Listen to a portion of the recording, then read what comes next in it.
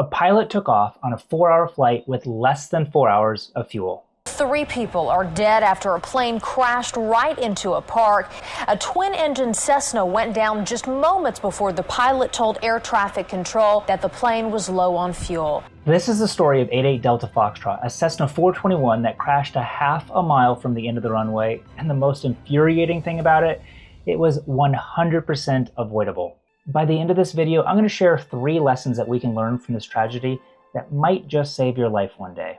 I remember when this plane crash happened back in July of 2010 because at the time I was working as an aircraft mechanic, and this particular aircraft at my very first job was the very first plane I had ever worked on. I had actually met the pilot a couple of times when he came into the hangar while we were doing our 100-hour inspection, and he would tell us stories of other previous flights, and I was just baffled by his lack of judgment and discernment when he'd go fly. One of his stories, he said he went down to the Florida Keys. He didn't take a life raft, he didn't take a life vest, he had just a handheld GPS. And I was thinking, like, how could anybody take that kind of risk? So when this happened, yes, I was infuriated to find out that he not only took his own life in this crash, but 2 of his friends.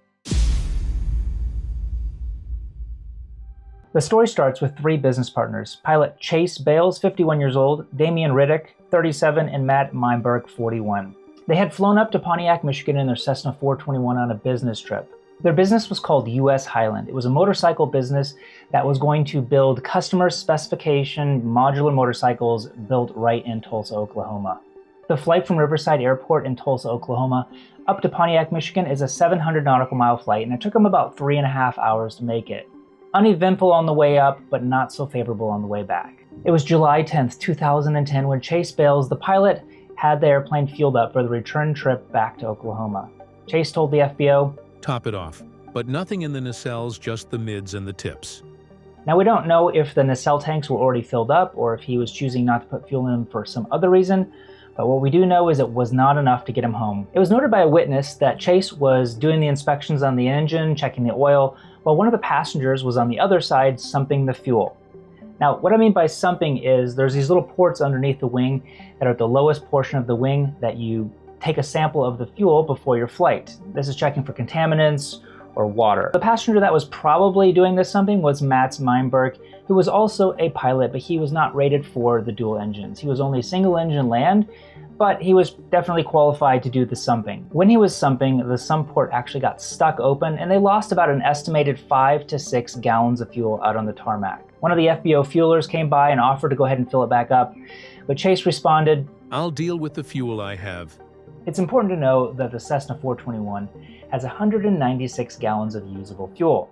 Now between the 2 engines, it burns around 50 gallons per hour, so around 4 hours of fuel. Now on their trip up from Oklahoma to Michigan, it was a 3.5-hour flight, and they burned 156 gallons, leaving them with 40 gallons left, which comes out to be about 45 minutes worth of reserve. Their plan was to depart around 5 in the afternoon, ran a little late, and didn't get out until about 6 p.m. Now, I used to live in Michigan, and I also used to live in Oklahoma. In Michigan, I know during the summer months, it can stay light out till 9:30 in the evening. Down in Oklahoma, probably around 8:30 in the evening. The plane took off at 6 p.m., and even if they did it in the 3.5 hours that it took them to get there, they would have been getting back after dark. The minimum fuel requirements for night flight on a visual day, a VFR day, is to your destination plus an additional 45 minutes worth of fuel reserve. Now he did land with 45 minutes worth of reserve exactly on his trip up from Oklahoma, but he also flew it at 13,500 feet. And you'll see this is where he made his mistake number 1. I'm not sure if he was expecting to have a tailwind for his return flight down to Oklahoma, or if he was planning on stopping on the way to pick up some fuel. It's not recorded because he didn't actually file a flight plan for his return flight. Now the flight was a 700 nautical mile flight, and they flew it at only 4,500 feet above the ground, which is a little confusing to me considering that all 421s from the factory come with a pressurized cabin. Now what I mean by a pressurized cabin is you can adjust the cabin pressure for the altitude. You can go all the way up to 25,000 feet, but have the inside of the cabin feel like it's maybe 7,000 or 8,000 feet so that you don't have to wear oxygen on your return flight. On their flight up to Michigan, they actually flew at 13,500 feet, so it's really confusing why they chose to fly so low on the way back, considering that the fuel consumption is going to be much higher at a lower altitude.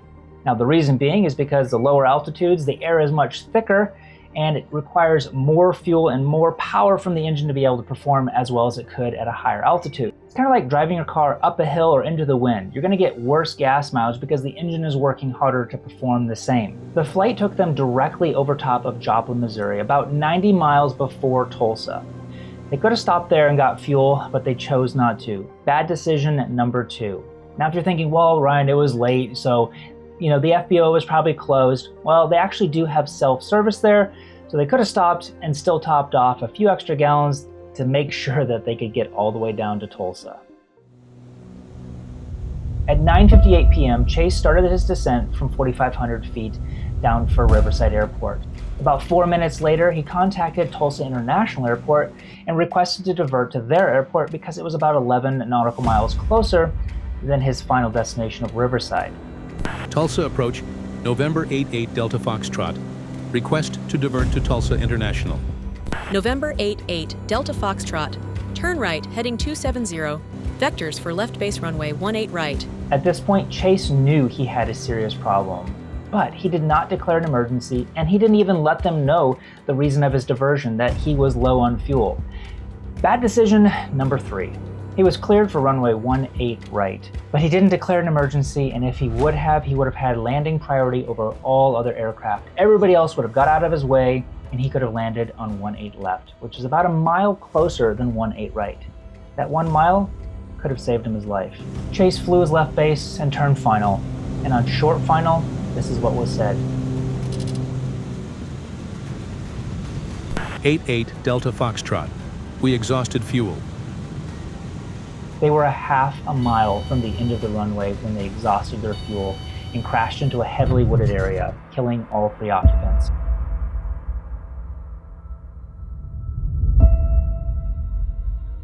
What can we learn from this? I'm going to give you 3 lessons that we can learn that might just save your life one day. Number 1, do your pre-flight planning. If Chase would have just done some pre-flight planning to find out at his altitude of 4,500 feet what his fuel burns are going to be, he would have seen really quickly that he was not going to be able to make it and that he needed to stop in Joplin for fuel or somewhere else. You wouldn't go on a 700-mile trip across a desert with no gas stations with the possibility of running out of fuel. It's a lot worse when you run out of fuel in an airplane, as we've seen. Number 2, declare an emergency. If you ever might think that you need to declare an emergency, do it. Period. Don't think about it. Don't hesitate. Just declare the emergency. If you feel like this feels like an emergency, then it is one, and declare an emergency so that you have priority over all other aircraft.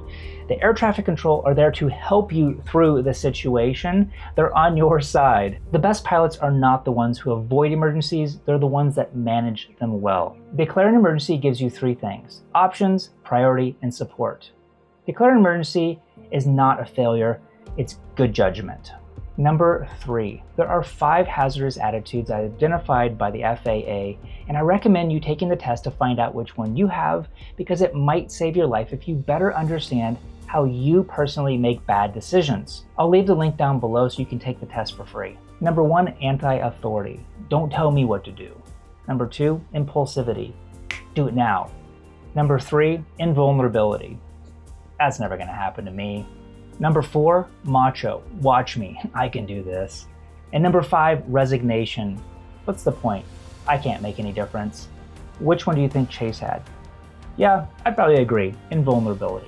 The fact that Chase left on a 4-hour flight with 4 hours of fuel at night is just unfathomable to me. Now I do understand mistakes can happen. I remember years ago when I was flight instructing and I went on a night flight wasn't even a student. He was actually a commercially rated pilot. So I let him do all of the flight planning, all of the fuel planning. We went out to Alabama and came back on a 2.5-hour flight. And after we landed, I thought, you know what? I'm just gonna check the fuel. I dipped the fuel, we had 20 minutes of fuel left. I was so fuming mad, but I wasn't mad at him, I was mad at myself for not checking the fuel myself and doing the calculations and the pre-planning myself, because my life is also involved. It was a memorable lesson for me that night, and I hope that this has been a memorable lesson for you as well.